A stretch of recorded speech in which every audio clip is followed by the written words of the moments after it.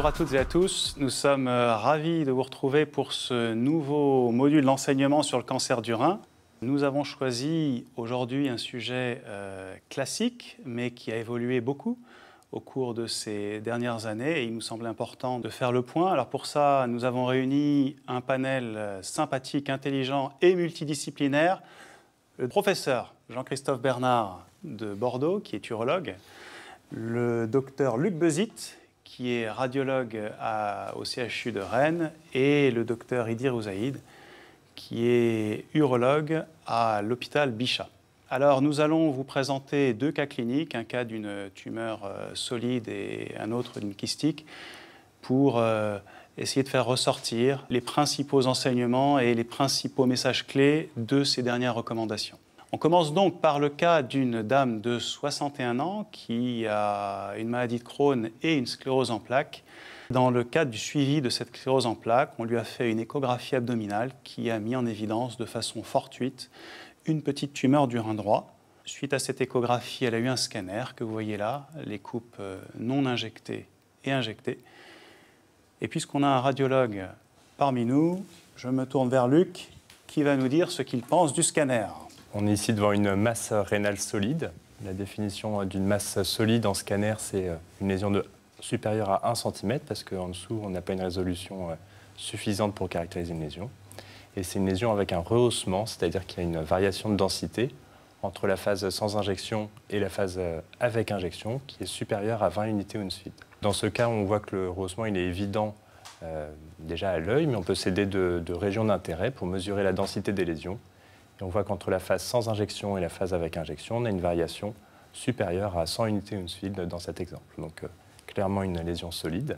La deuxième étape, ça va être d'éliminer une lésion bénigne. Donc il y a deux lésions bénignes qu'on peut évoquer en imagerie. La première, c'est l'angiomyolipome. Dans ce cas-là, on n'a pas d'argument pour un angiomyolipome parce qu'on n'a pas de contingent graisseux macroscopique. Et puis surtout, la lésion est hétérogène.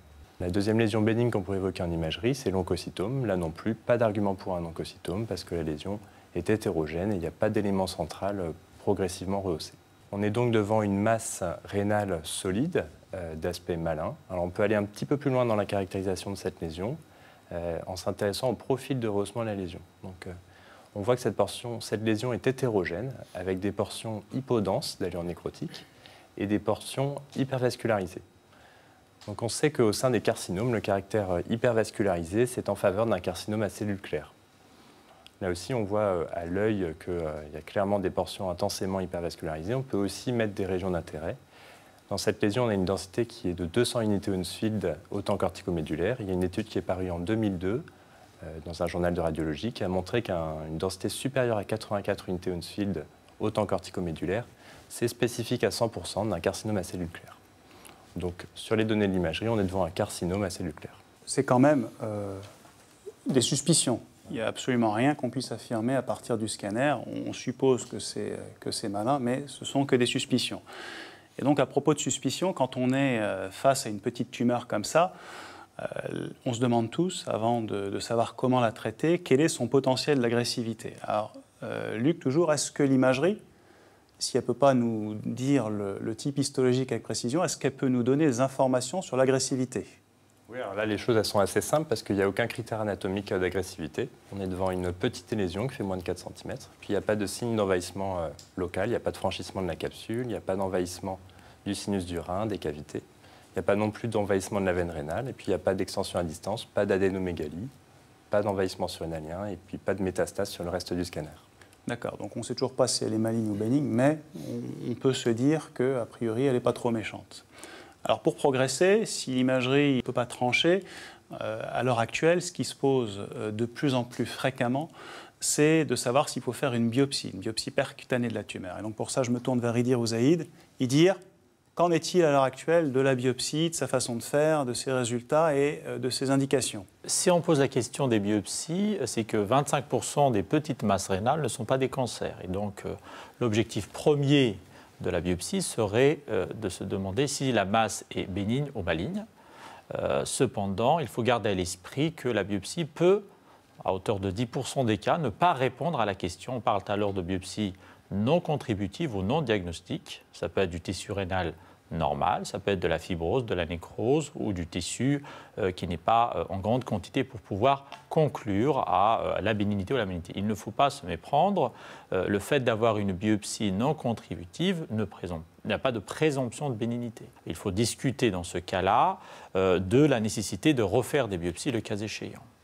Les indications actuelles et recommandées par le CCAFU concernant ces biopsies, c'est soit lorsqu'on décide de faire une surveillance active, un traitement par radiofréquence ou par cryothérapie. Lorsqu'également on est devant un cas d'une tumeur métastatique qui nécessiterait un traitement systémique par thérapie ciblée notamment et qui nécessiterait donc une documentation de la malignité, notamment du caractère histologique carcinome à cellules claires. Sinon, lorsque le traitement est difficile, notamment chez quelqu'un qui a un rat unique où la tumeur est complexe et que pour, je dirais même dans un but plutôt médico-légal, de se dire si on y va et qu'on prend le risque, mieux vaut aller sur quelque chose de malin. Et comme l'a dit Karine tout à l'heure, dans un certain nombre de cas, l'imagerie peut être équivoque et qu'on a besoin d'une preuve histologique pour la malignité. Bien sûr, dans un certain nombre de cas, notamment lorsqu'on a affaire à une tumeur pulmonaire, une tumeur rénale, des métastases, un antécédent d'un cancer qui peut avoir un tropisme rénal, il est important de savoir si on parle d'un primitif rénal ou d'une métastase d'une tumeur à distance. Toujours est-il, la ligne directrice de toutes ces indications, c'est de réaliser la biopsie puisque celle-ci risque de changer la prise en charge. Donc, ça, c'est un message qu'on peut quand même, sur lequel on peut insister. C'est l'encadré en rouge, c'est qu'à l'heure actuelle, on voit qu'il y a un retour de balancier sur les indications de la biopsie, où on devrait en faire de plus en plus. Il y a même une histoire médico-légale, où on nous dit quand même qu'on retire beaucoup de tumeurs bénignes.